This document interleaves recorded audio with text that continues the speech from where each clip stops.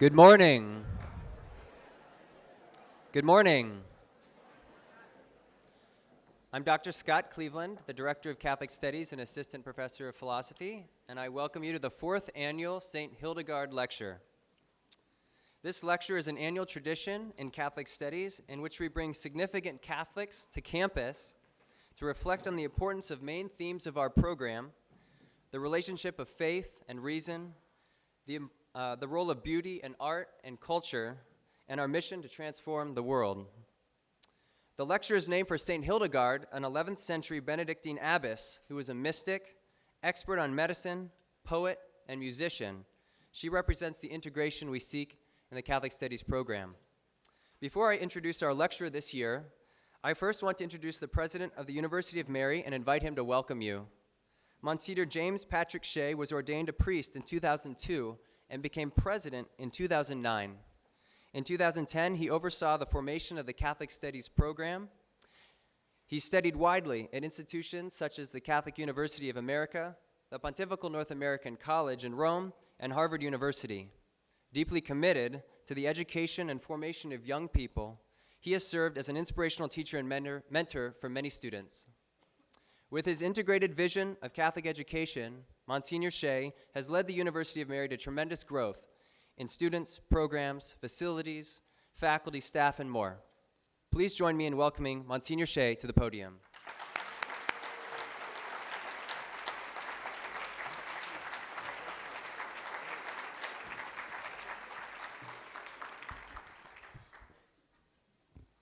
The annual St. Hildegard Lecture is a significant event in the University of Mary's Catholic Studies program, and I'm happy for the chance to welcome all of you this morning.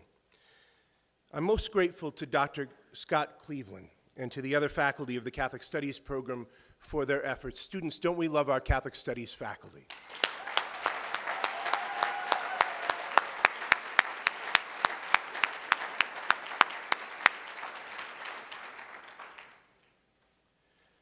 A year ago this week, the founder of the nation's first Catholic Studies program lay dying.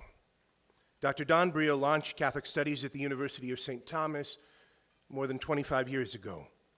He then spent the final and happiest years of his life on the faculty here at the University of Mary, serving as the Blessed John Henry Newman Chair of Liberal Arts. Dr. Briel envisioned Catholic Studies as a unifying apostolic endeavor, a way for the vast and capacious Catholic intellectual tradition to find real incarnation and instantiation in the life of real colleges and universities, places like the University of Mary. Every Catholic university or college has a unique mission, or if you will, a calling. Of course, we all share in the great enterprise of Catholic higher education, which St. John Paul II said involved the very future of humanity. Universities, he said, universities are essential to the new evangelization. But here we're trying to do something singular.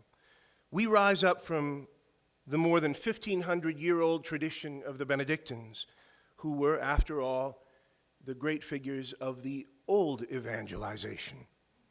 We have the pioneering spirit and courage of our founding sisters ever at heart. And we pay very close attention to our culture. We are not fundamentally ideological in our mindset, nor do we give ourselves over to the petty quarrels or fussy fringes of our times. We don't waste ourselves on all the small disputes. Ever before our eyes, ever and always before our eyes, are the words radiance and life. And we say that we are joyfully Catholic. Joyfully Catholic. I've often said to you students that the habit of mind of someone who is a leader can be tested because they'll come into a room if they are not a leader. A person who is not a leader has this habit of mind. They'll come into a room and think, who is here whom I already know? Who is like me and with whom I can be comfortable? Or worse, how can I draw attention to myself in an effort to make this situation the way I think it should be, in my own narrowness of concern. But the habit of mind of a leader is one who has the mettle, the courage, the insight to walk into a room and ask, what really is happening here in this situation? What's happening here? Who's directing it? What are they trying to achieve? And how can I help? Sister Thomas is right. To lead is to serve, and to be worthy of leadership is to be capable of serving a great mission, to be capable of serving a worthy cause. Well, I would hope that it's clear to everybody that we're not trying to keep what we're doing here a secret. The University of Mary, ever faithful to our founding mission, wants to be a laboratory of the new evangelization. Universities have a vital part to play in evangelization, and all we want, this is our small little goal, all we want is for people to look at us and say, lots of people are doing great work, but they're the most joyful. It's cold up there, but look at them. So winsome, so steady, so warm of courage and cheerful, so bright of mind. And then we want them to say, maybe that's what real holiness looks like. The University of Mary, more than anything, needs students, faculty, staff, and friends who get it, who buy in and say, yeah, that's what we're doing here. How can I help? I was just down at Mary College at ASU. Our students down there get it. They know what St. Thomas means when he says, bonum diffusivum sui. The good is diffusive of itself. When something is good, it overflows. It's effervescent.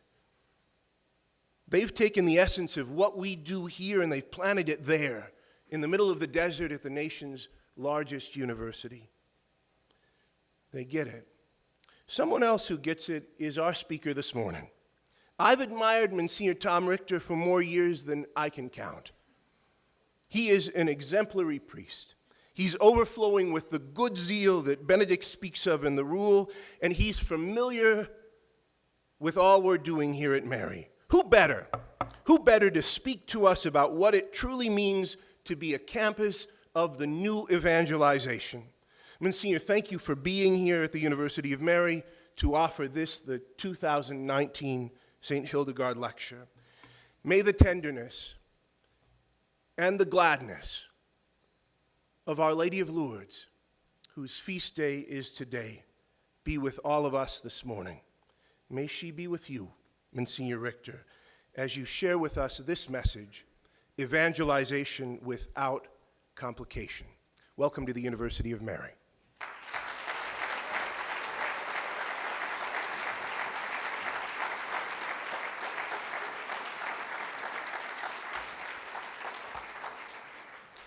So as you know, our St. Hildegard lecturer this year is Monsignor Thomas J. Richter. Monsignor Richter's roots are in rural North Dakota. His values and character formed by his upbringing on a dairy farm near Bismarck in the parish of St. Hildegard Church. He was ordained a priest in 1996. He was honored with the title of Monsignor, chaplain to His Holiness in 2012 by Pope Benedict XVI. In 2016, Pope Francis commissioned him as a missionary of mercy for the Jubilee year, which testifies to his excellence as a pastor, confessor, and spiritual director. Monsignor Richter is currently the pastor of Queen of Peace Church in Dickinson, North Dakota. Prior to that, he served as the rector of the Cathedral of the Holy Spirit in Bismarck, where, among other things, he oversaw the addition of many works of art in the church and of the illuminated metal panels of the Holy Spirit on the cathedral church tower. Many, including our students, faculty, and families, have benefited from these works of beauty, which raise the mind to God and enhance the prayer and worship of the faithful. Monsignor Richter served as Director of Vocations for the Diocese of Bismarck for 11 years. He's the author of 3 booklets, Is Jesus Calling You to Be a Catholic Priest?, Lend Your Own Voice to Christ, and Integrated Evangelization. Like St. Hildegard, who combined an appreciation for both the mundane and the sublime, Monsignor Richter combines the practical wisdom gleaned from life on a dairy farm with keen insight into the depths of prayer and spiritual discernment. His lecture today is titled Evangelization Without Complication. Please join me in welcoming Monsignor Thomas Richter to the podium.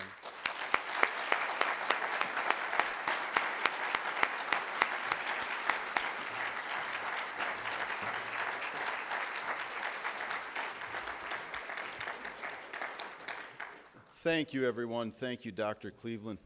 Thank you, Monsignor Shea. I want to thank everybody. Thank the dear sisters of St. Benedict for letting me be here to address you on this very important topic. They've been so good to me, the Benedictine hospitality that's been showed. I arrived last night. Monsignor Shea gave me the privilege of celebrating Mass last night in the beautiful Annunciation Chapel. Any of you who are Catholics in parishes here in Bismarck, I encourage you some Sunday to come out and experience that.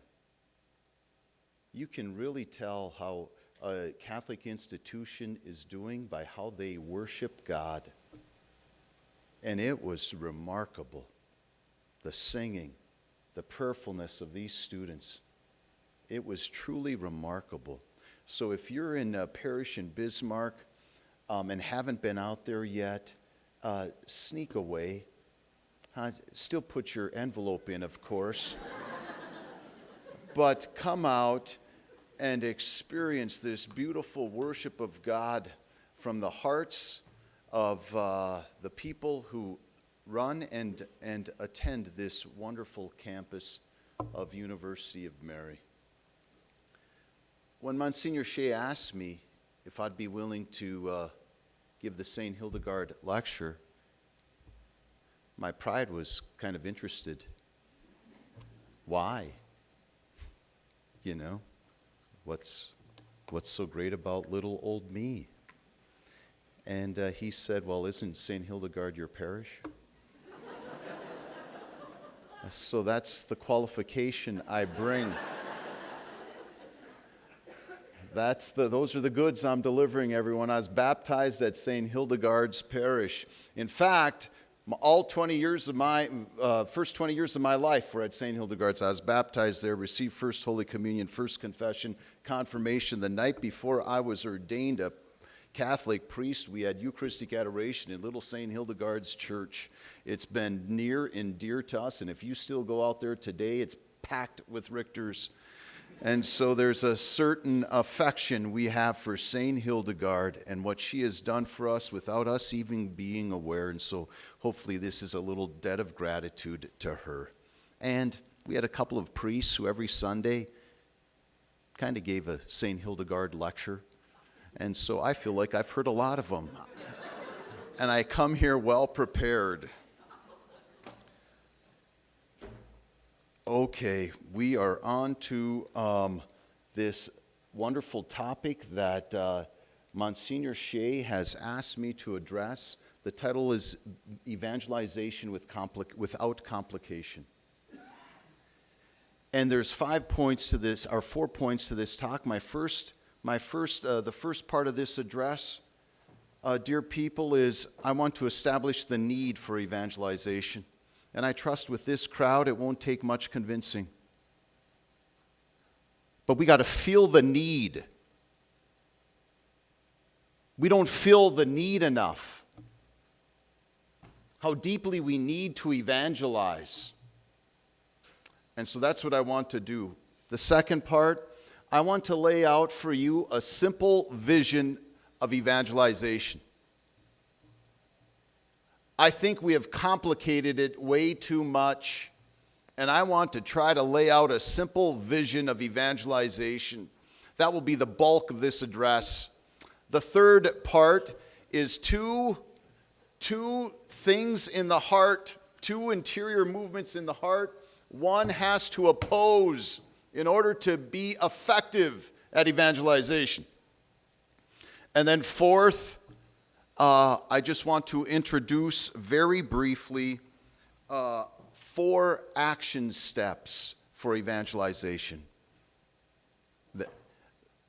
I made them up.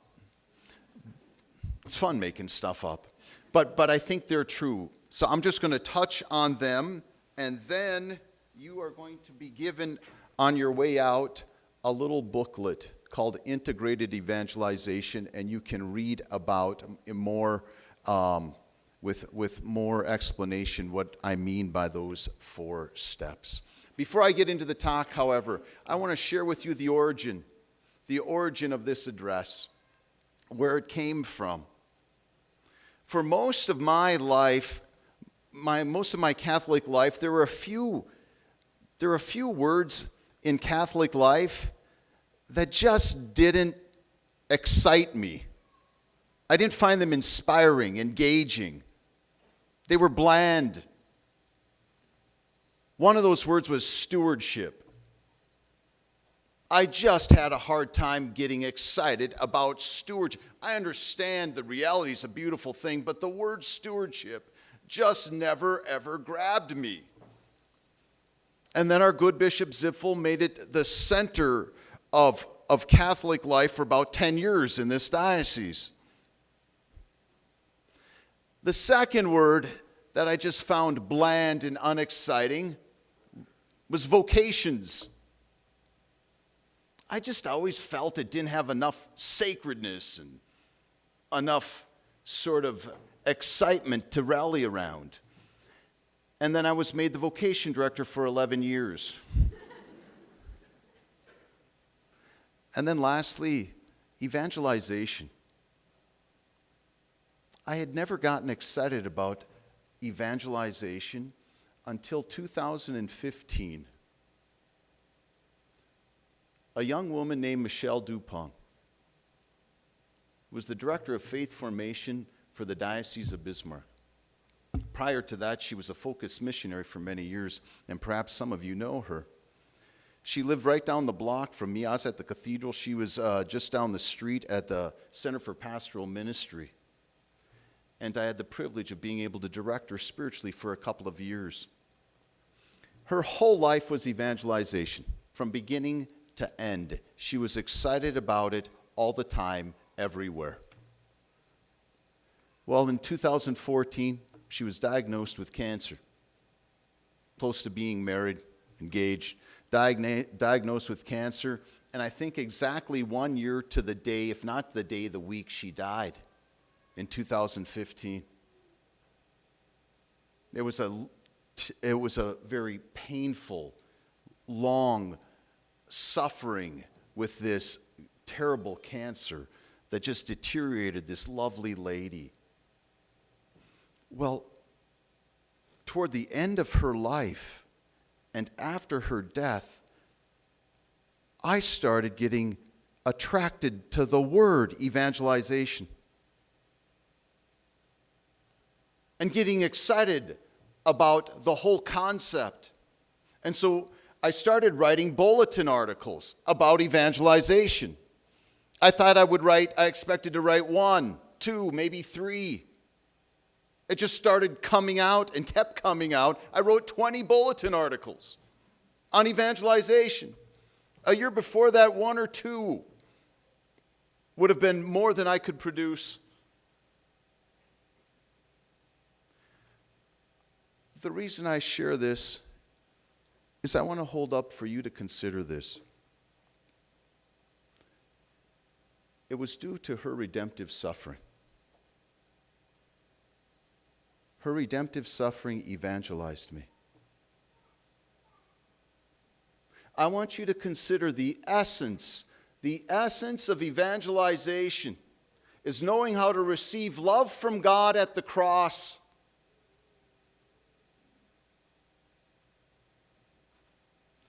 That her receiving love from God at the cross, which is what redemptive suffering is what evangelized me. And bore this new thing in me. And so, dear young people, if you want to be good at evangelization, don't suffer alone. Don't be alone. What exploded the good news is the cross. And if I don't know how to receive love from God, goodness from God when I suffer, I don't know the good news.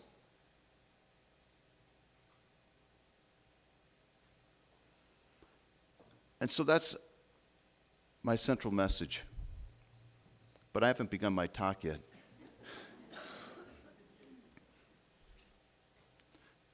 Jesus said, when I am lifted high on the cross, I will draw all people to myself. That whatever else I say, that we don't forget redemptive suffering, which is never suffering alone. Suffering in itself is silly. But knowing how to receive the goodness of God there is the essence of knowing how to share the good news. Now on to my talk. Establishing the need for evangelization. First, I want to give you some real numbers, some facts, some cold, hard numbers for us to really feel how much we need to evangelize. First, mass attendance. Everyone, these are a little fluid. They're not real solid, but I think we can all agree, right? We can all agree from what you can gather as far as statistics go. 50 years ago, I think it's safe to say conservatively 50% of Catholics attended Mass, Sunday Mass regularly, holy days of obligation. And now, according to numbers today, it appears pretty safe to say less than 25%. So less than half than what was going on 50 years ago. But it gets worse. Millennials, our dear millennials, if there's any of you sitting here, most of you are millennials, I would expect. According to the numbers, according to Sherry Waddell, 10% of millennials are the ones raising our kids now. 10% attend Sunday Mass, have a love for the Eucharist. 9 out of 10 don't. If you're not discouraged yet, you wait. I'm going to get you there. I'm going to get you really discouraged. You just stick with me. Marriage. In 1972, I took these all right out of the Kennedy Directory. In 1972, in America, there were 415,000 Catholic couples who received the sacrament of matrimony. 415,000. In 2017, 45 years later, not 415,000, 148,000. From 415 to 148. Just about down to a third. And in that same 45 years, the Catholic population grew by 25 million. It's amazing. By the way, ordinations have not declined nearly or as drastically as the sacrament of matrimony. In that same time, ordinations have just declined by about 30% as opposed to 65%. That the sacrament of holy orders is doing much better in regards to numbers than marriage. I trust you get my subtle point. Lay people are the problem, not priests. You caught that? Good. Just in case you didn't. Everyone, something new now is happening in these numbers. Baptism is being affected. In 1997, there were 1.1 million baptisms in America, 1.1 million. In 2017, 20 years later, 700,000. More than a third decrease in those 20 years. We have to feel the need to evangelize. We have to turn the ship around, and we can't and we won't unless we feel seriously our Christ-given, not church-given, not pastor-given, not bishop-given, Christ-given privilege and duty to evangelize. This mission comes from Jesus. It's not optional. It's optional to be a lector at Mass. It's optional to be an extraordinary minister of Holy Eucharist. It's optional to be an usher. Those are optional. Unless you go to Queen of Peace, they become less and less optional. We force people to be involved. One who knows Jesus, for them, it's not optional. You can go to heaven without being a lector, without being an usher. If you know Jesus, you can't go to heaven if you don't evangelize.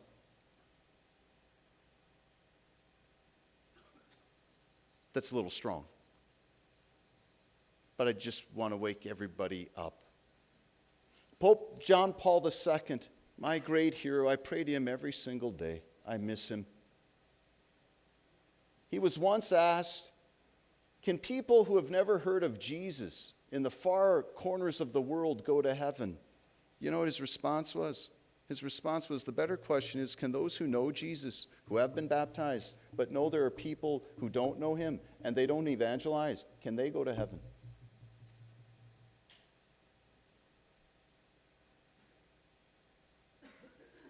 Do we feel the need to evangelize? In our bones, good people, I feel that somewhere along the line after Vatican II, lay people have been given the idea that a holy lay person is one who's an extraordinary minister of the Holy Eucharist. If you are, that's great. We need you. But getting the Eucharist to the faithful is the mission of the clergy.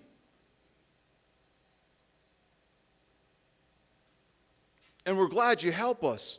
A layperson who is living his vocation fully is a person who is taking Jesus and the gospel to the public square.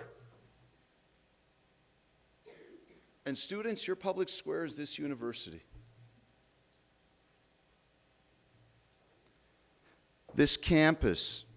And so the first thing I believe that must happen to turn the ship around is for all of us to take to heart the Christ-given privilege and duty to evangelize, to accept it, to embrace it, to tell Jesus, we want you to teach us and use us.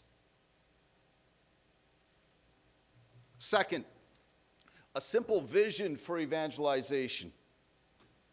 Why do we resist it? I do. I trust I'm not the only one. Why are we intimidated by the thought of evangelizing? I believe much of the answer to that question lies, and we've made it harder than it is. We've made it more complicated than it is. I think much of it is that we have made it harder because we think it involves some sort of skill set. You have to be Scott Hahn. You have to be a theologian. You have to be a master apologist. You have to be a scholar. The 12 show us that's not true, right? Heck, you don't even have to be a scholar to give the St. Hildegard Lecture at the great University of Mary. The desperate times this great university's in. I feel for you, Monsignor. It's not a skill set. It's not being brilliant. The first 12 show us that. Evangelization is not, can it help? Absolutely. Absolutely. Does studying the faith help? Absolutely. It's essential. But evangelization is something for every person. There's another reason I think, dear people, there's another reason I think that makes us actually resist it more, and in fact, why we make it harder. And I believe that other reason is this: we have not really met the living Jesus.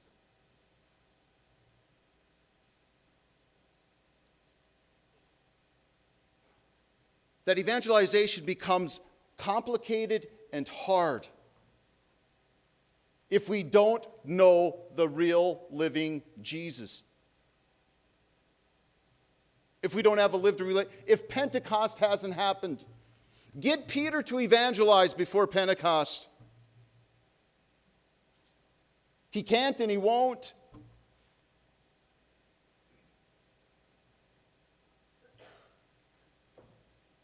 That when one does not have a lived relationship with God, with Jesus, evangelization becomes hard and complicated. This use, has my heart come to know and love him? Because, right, how difficult is it to talk about that which I love? To share that which I love?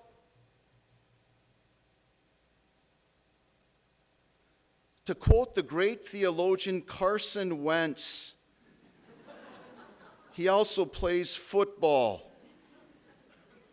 As you know, he's a devoted Christian. He was interviewed by a news outlet in Philadelphia because he, I think, had started different Christian activities amongst the team members, Bible study, etc. And they asked him about this whole issue of evangelizing and how he does that. He said this, I always tell people, if you love your job, if you love your wife, if you love what you do, you're going to talk about it. Well, I love Jesus. That's what I love. So I'm going to talk about it. As you know, he went to NDSU, not the University of Mary. If he would have gone to the University of Mary, he would have said, well, I love Jesus. That's who I love, not what. He said, that's what I love. So I'm going to talk about him, not it. But we can forgive him, right? He didn't go to the University of Mary like you did. It's another great reason you didn't go to NDSU, dear students. Seriously, the question is, have we met him? Has he won us over? Pope Benedict XVI, I trust we can all agree he's not an intellectual slouch. Pope Benedict XVI on October 21st, 2009 said this in a Wednesday audience. He said these words, listen to this beautiful definition of faith. Faith is first and foremost a personal, intimate encounter with Jesus. It's having an experience of his friendship, his closeness, and his love. Only in that way can we come to know him better and serve him more.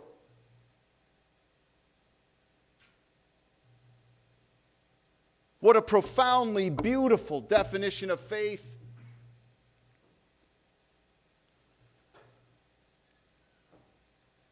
And so, dear people, so much of it is about, have we really met him? I would like to think the great St. Teresa of Calcutta would agree with me. Mother Teresa, as you know, started the Missionaries of Charity. They have sisters, brothers, priests. And in 1993, during Holy Week, she wrote a letter. She wrote a letter to her order. Listen to this. These are people who pray every day, pray a holy hour every day, go to Mass every day, generously serve the poor in incredible ways. And listen to what she writes to her members of her order. Dear sisters, brothers, and fathers, Jesus wants me to tell you again, especially in this Holy Week, how much love he has for each one of you beyond all you can imagine. Listen to her words. I worry some of you still have not really met Jesus. One-to-one. You and Jesus alone. We may spend time in chapel, but have you seen with the eyes of your soul how he looks at you with love? Do you really know the living Jesus? Not from books, but from being with him in your heart. She's writing this to professed sisters.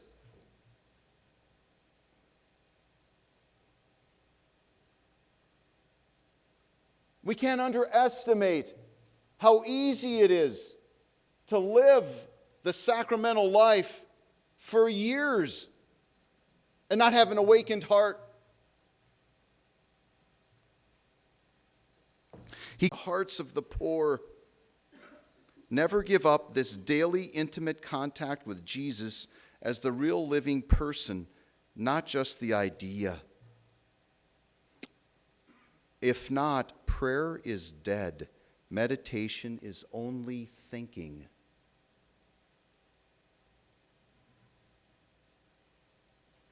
This is St. Teresa writing to her own sisters and brothers and ordained priests.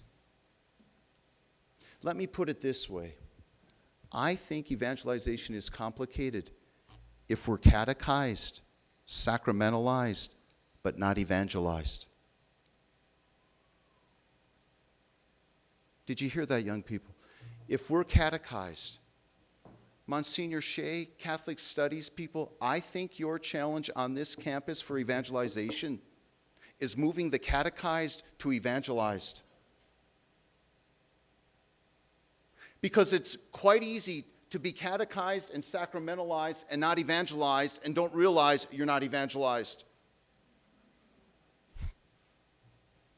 That wasn't meant to be funny. Quit laughing.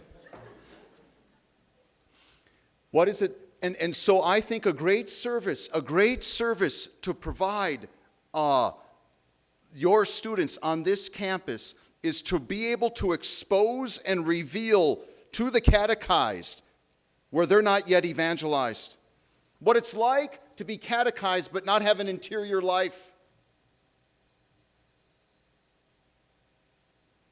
What it's like to be catechized but to still have going on this concern Mother Teresa has in this letter.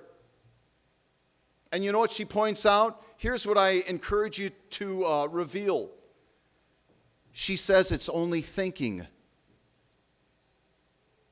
What is it like to be catechized and not evangelized, to not know the real living Jesus? The interior experience is non-relational intellectual activity. Non-relational intellectual activity devoid of an I-thou relationship. I think about Jesus. I think about God. I think about holy things. But I don't relate to them. It's only thinking. The devil thinks about Jesus all the time.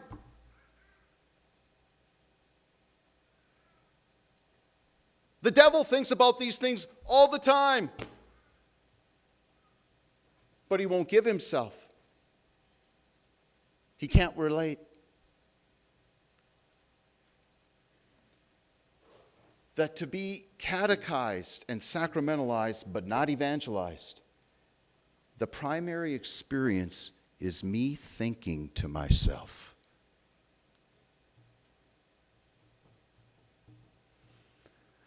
I trust there's not too many sitting here who are wearing a WWJD bracelet. If you are, I'll ask you for forgiveness after I'm done here. The WWJD bracelet, right? What would Jesus do? I think that is the approach of the unevangelized. That's how the relationship goes. What would Jesus do? Which really can't be asked in a Christian context fully, because it's all based, right, on a condition that's unchristian. What would Jesus do if in fact he was here? What would Jesus do if he is in fact doing something? What would Jesus do if he is in fact real? What would Jesus do if he in fact cared? To move from that to WIJD, what is Jesus doing here? What is Jesus doing here? WIJD, but that's still not fully Christian. The evangelized heart, students, sounds like this. Jesus, what are you doing here?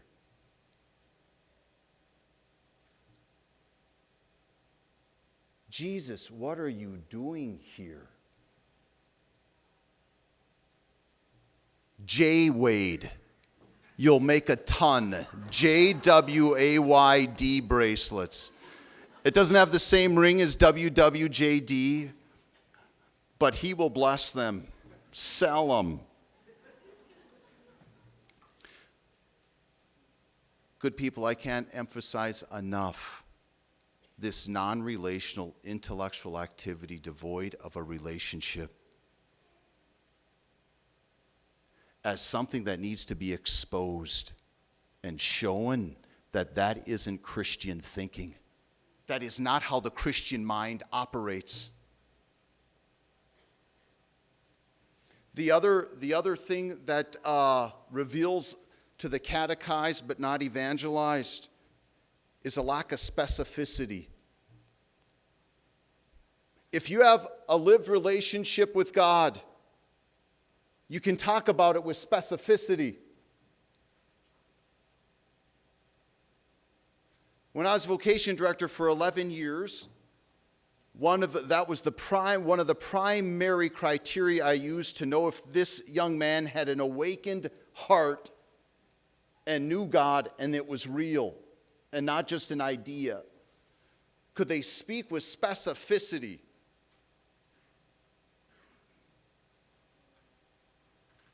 And so I encourage those two as kind of the criteria.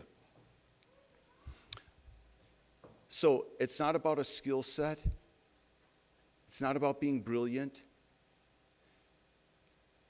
And when one has this lived awareness, much of the complication goes away. It was never meant to be complicated.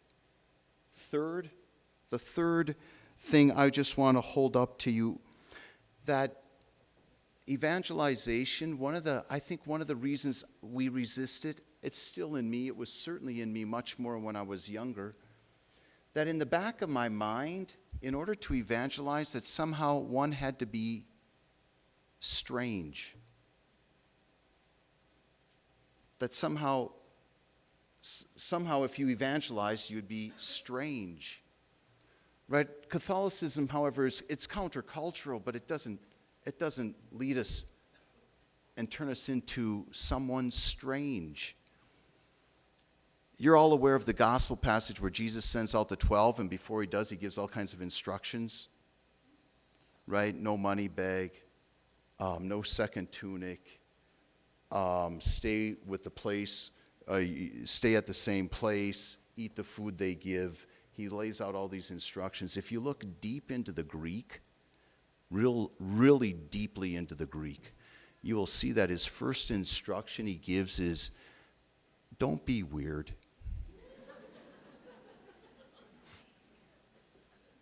When he sent him out, that was his first instruction.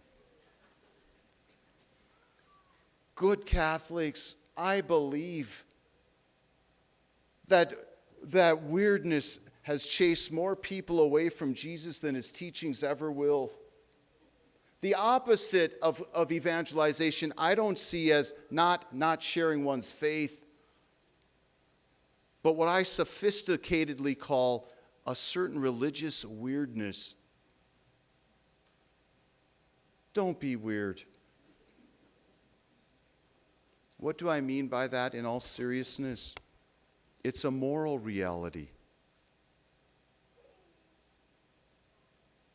Not a personality type. I'm not talking about quirky. Quirky can be some of the most endearing, attractive characteristics of anybody. being different, being unique. Weird is a moral reality. It's self-absorption. It's self-absorption.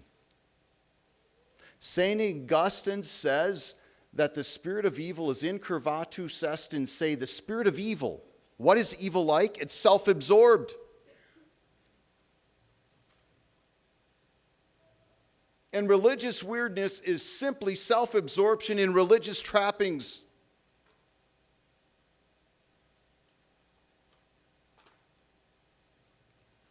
And so to really see that that is not evangelization.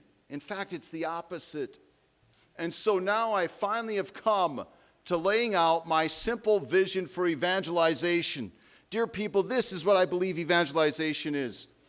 For one who has a certain awakened, real, lived relationship with Jesus. Doesn't need to be brilliant. Doesn't need to be strange. One who has a real lived relationship with Jesus now brings that into one's daily life, one's daily duties, one's daily relationships with this, with a further intention. That's all. Evangelization isn't another thing to do. It's having a lived relationship with Jesus and now entering into one's daily life, one's daily duties, one's daily relationships with a further intention. It's about a sinner who has encountered Jesus and knows Jesus and loves him and is now intentional in his daily relationships and his daily duties to facilitate that encounter between Jesus and others. It's integrated evangelization.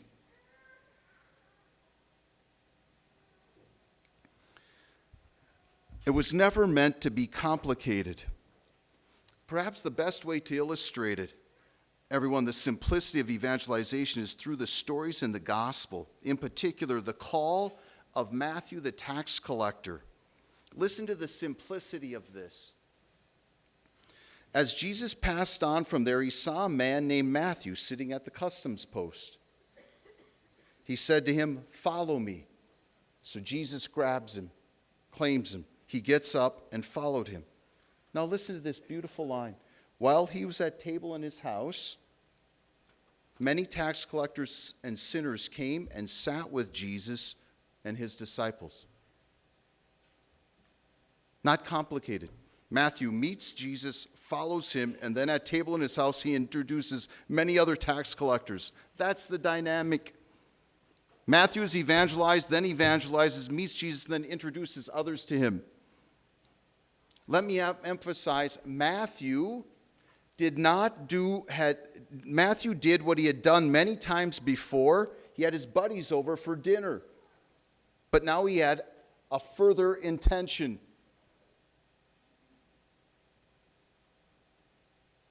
Which is what I call integrated evangelization. What are you good at? What do you enjoy doing? Do you enjoy hunting? It's a great place to evangelize. Do you enjoy pinochle? A great place to evangelize. I'm revealing way too much about myself.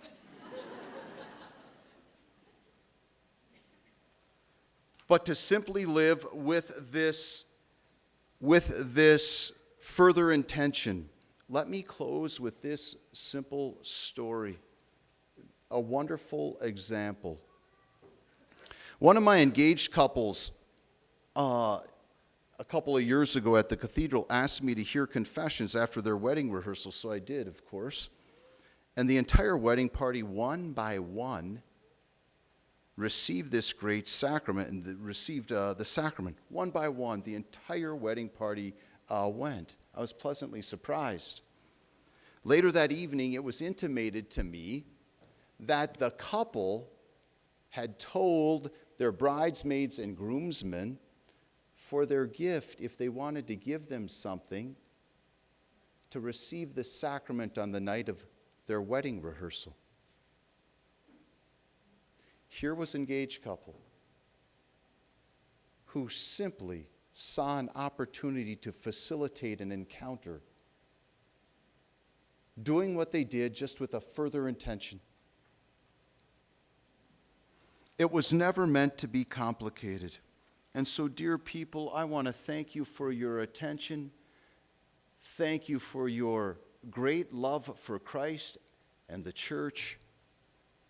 And on your way out, if you would grab a booklet, I would be grateful. Once again, thank you, Monsignor Shea, and all of you for your time today and for this great honor to give this lecture. God bless.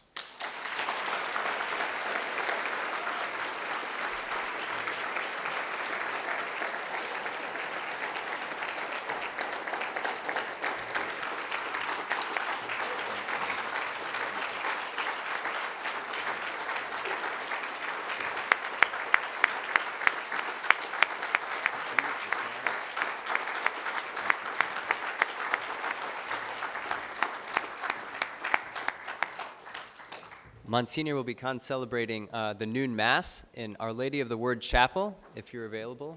Thank you so much for that wonderful talk. Let's thank him one more time.